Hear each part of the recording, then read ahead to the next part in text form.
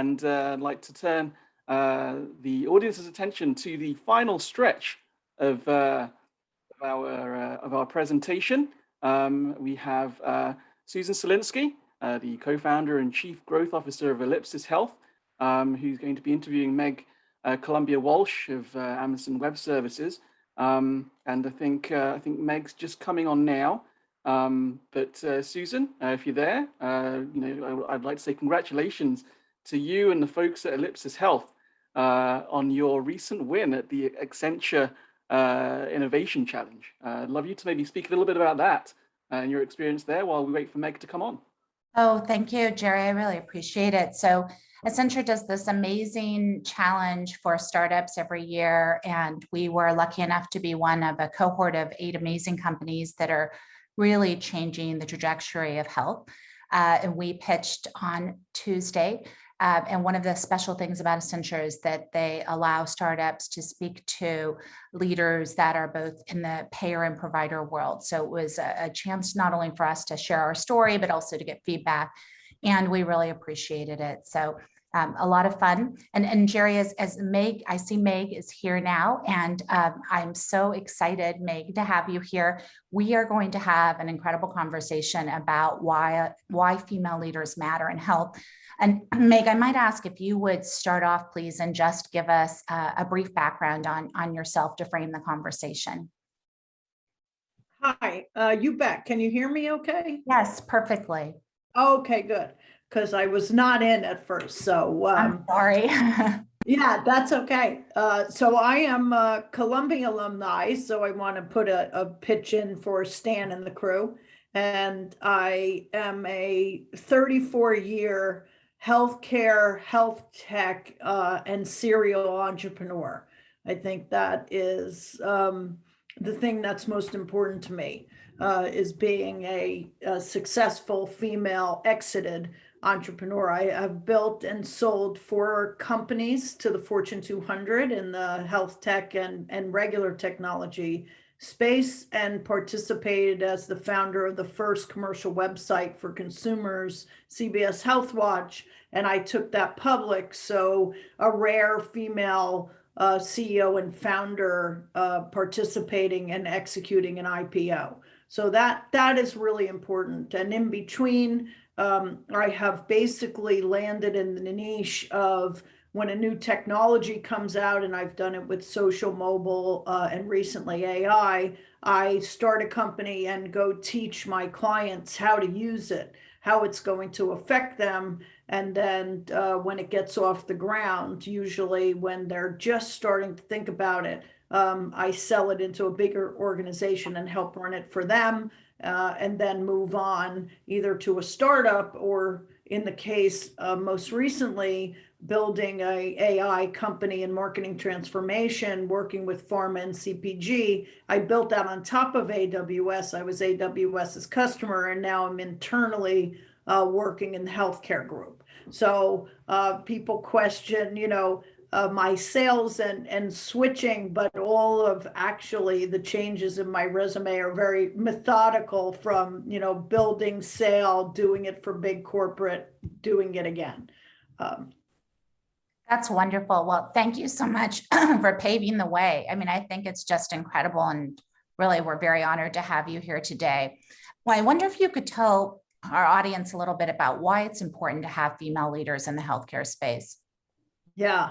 I think we've always known this, right? Any woman listening certainly knows this, but I think as an industry, the amount and increase in awareness of chronic disease and need for treatment among the female population has finally gotten, I think, it has always, we've had women's health, right? But when you look at technology and you look at advancements keeping pace with women, we haven't been there, right? There haven't been enough women in clinical trials. There haven't been enough women in the leadership positions we need them to be, particularly outside of pharma. I think pharma's done pretty well, maybe not at the top C level, but we have a lot of women in the industry.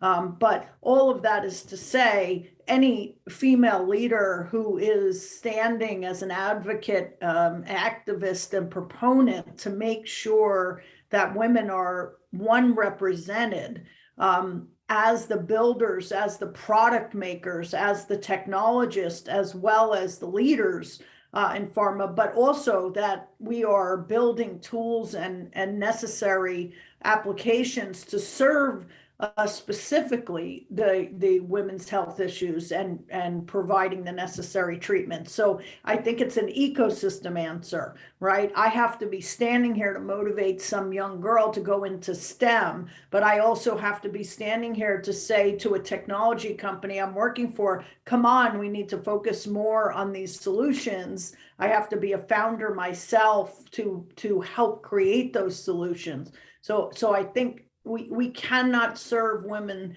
and take care of women's health unless we're here in the game ourselves, and inspiring young women to join with us. That's beautifully said. So at HitLab, we have a women's health tech initiative, and we have our annual challenge coming up on December 17th. And we are accepting applications from pre-seed, seed, and Series A female founders, mostly in women's health, to actually present.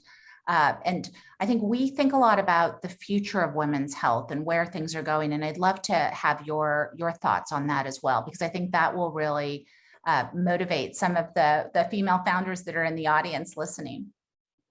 Yeah, well, that is, a new area, and we've heard a lot about it, and that area is called femtech.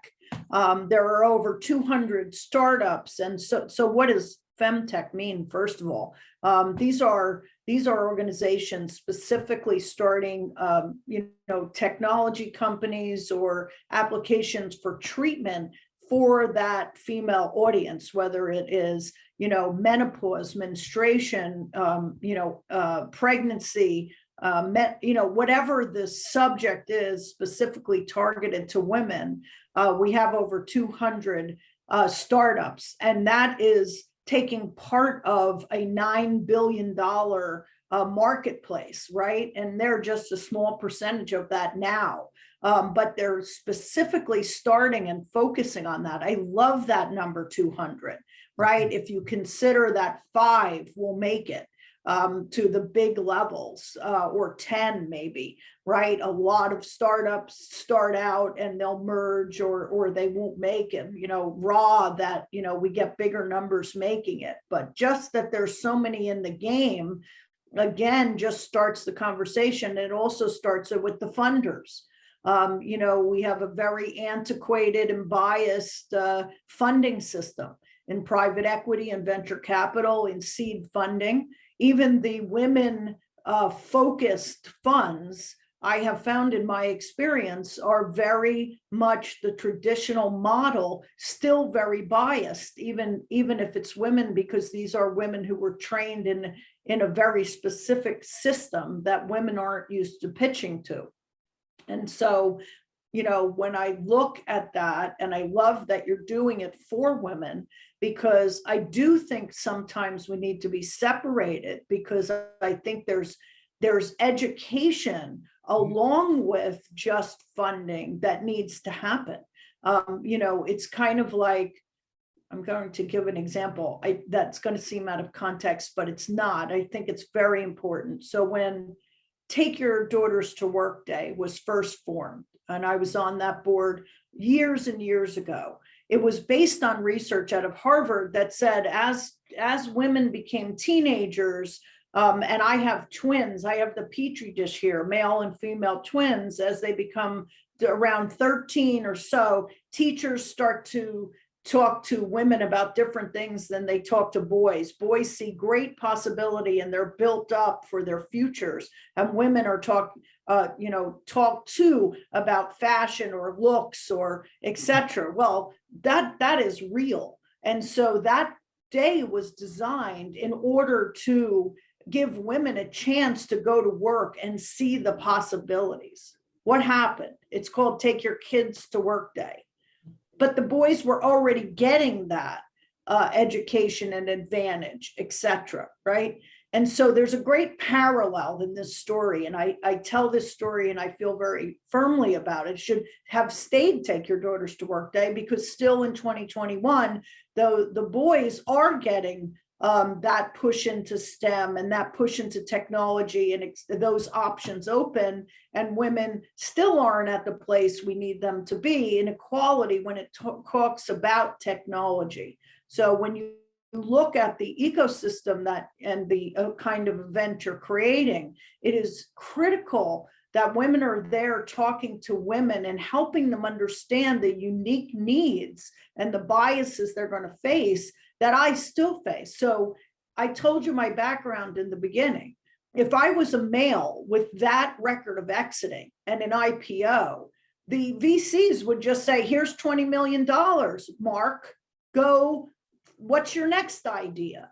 Right. And when I go in and I start to talk, then they go, oh, okay. Right. But I still have to walk in that door as if I am just another founder to begin that pitch and begin that idea. And that is even me. When you look at the Hall of Fames and when you look at things, you know, and do you know my name? You should, quite frankly, with that kind of exit record. And yet I am still 30 years in working on this. I don't want to call it a battle, but, you know, it is a pushing a boulder up the hill, even now.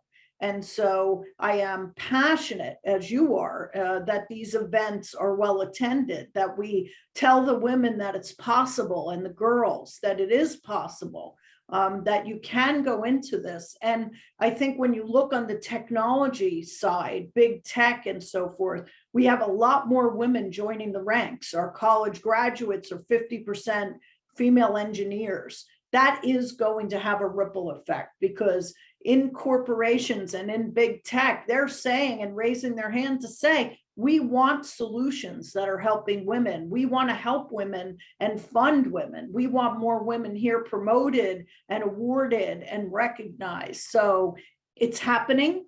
I think the femtech movement is phenomenal and helping even more. I love that.